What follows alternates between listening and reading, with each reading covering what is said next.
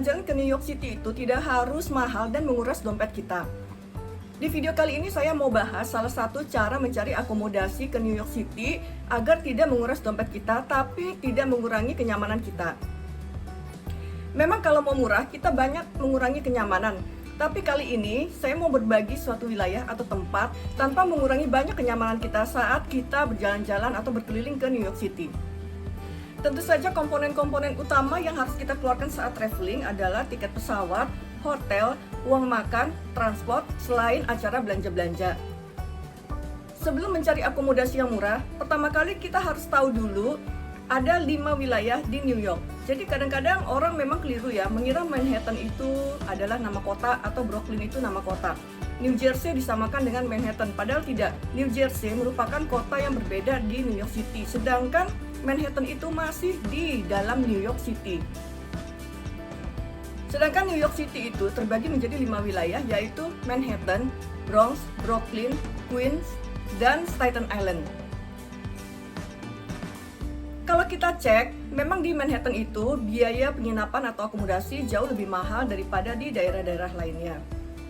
Untuk di Staten Island, biasanya orang-orang memang tidak terlalu umum untuk menginap di sana. Dan kalau di Bronx, image-nya itu kumuh, seram, dan memang itu daerah-daerah yang agak berbahaya bagi turis. Biasanya turis memang menghindari daerah Bronx.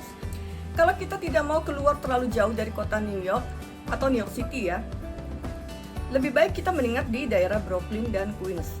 Brooklyn dan Queens memang tidak terlalu murah, tapi paling tidak harganya tidak semahal di Manhattan. Cara kedua, carilah jalur subway yang ada dan melewati daerah Queens dan Brooklyn. Jalur-jalur subway itu juga sebaiknya memiliki stasiun yang dekat dengan hotel tempat kita menginap. Salah satu hotel yang cukup dekat dengan stasiun subway yang pernah saya dapatkan yaitu di daerah Flushing, Queens. Hotel tersebut adalah Ramada by Wyndham Flushing, Queens. Stasiun subway cukup dekat. Kita hanya perlu jalan kaki selama kurang lebih 5 menit ke stasiun subway terdekat. Daerah Flushing juga cukup ramai, kita cukup mudah mendapatkan makanan, ada banyak restoran di sana, dan juga ada banyak toko-toko. Jadi kita tidak akan sulit mencari barang-barang keperluan kita. Kalau sudah tahu daerah yang lebih murah daripada Manhattan di New York City, dan lokasi hotel yang dekat dengan stasiun, yang ketiga yang harus kita ketahui juga adalah fasilitas dari hotel tersebut.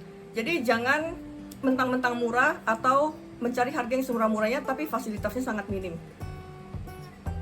Hotel Ramada by Wyndham Flushing Queens ini memang fasilitasnya standar dan menurut saya cukup nyaman, tidak terlalu seperti hotel-hotel murah lainnya yang memang kotor atau kumuh ya. Jadi memang cukup bersih dan nyaman. Walaupun hotel ini tidak berada di Manhattan, tapi saya cukup mudah mengunjungi daerah Manhattan dan sekitarnya. Karena hotel ini hanya satu jalur dengan stasiun Manhattan atau Times Square. Jadi kalau kita mau jalan-jalan ke Manhattan, kita bisa turun di Times Square. Tentu saja ada banyak hotel-hotel lain yang dekat dengan stasiun subway di daerah Queens atau di Brooklyn.